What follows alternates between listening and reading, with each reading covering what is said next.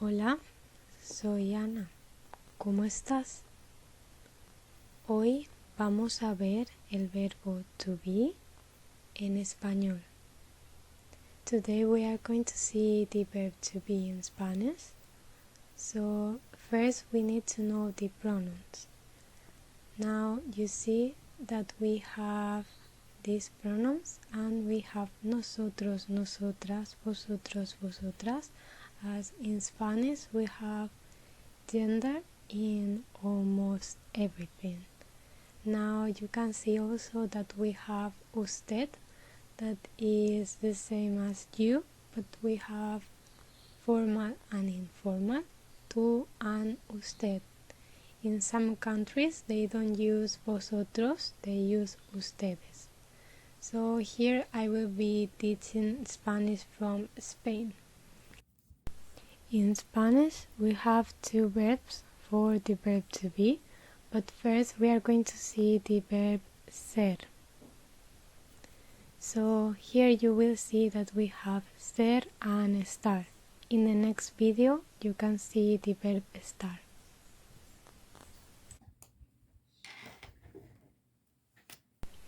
Comencemos con el verbo ser. Let's start with the verb ser. Yo soy, tú eres, él, ella es, usted es, nosotros, nosotras somos, vosotros, vosotras sois, ellos, ellas son, ustedes son. You can see here that él, ella, usted and ellos, ellas, ustedes is the same. So you can remember this way.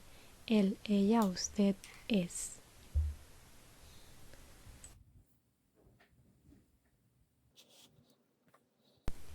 Now let's see. When do we use this verb ser instead of estar? Let's see. The first is we use the verb ser with a long-term action. For example, your nationality, because you will always be, for example, soy española. I'm from Spain. I'm Spanish. I will always be from Spain. It's a long-term action. Then we use also with characteristics or qualities. We use it with jobs or possession. Now let's see some examples. Yo, muy listo.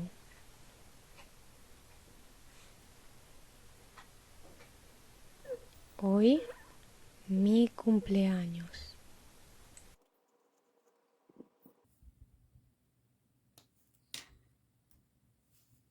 So in the first sentence you have muy listo, that is intelligent. Intelligent or listo is a characteristic. So we will go to the pronoun yo and we will put in the sentence soy. Yo soy muy listo is a characteristic. That's why we use ser. Hoy mi cumpleaños. Mi cumpleaños, we can use both possession or long-term action, because it will be always your birthday in the same day. So now let's see which pronoun do we use with hoy.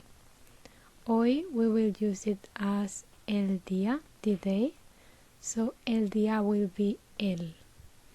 Now we search in the pronouns el and we add es. Hoy es mi cumpleaños.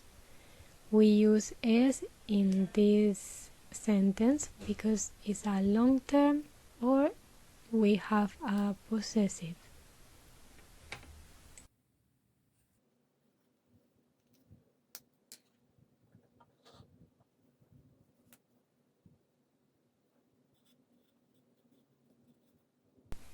The next one we have is usted and profesor. Profesor is teacher, so it's a job. Usted is you in formal way.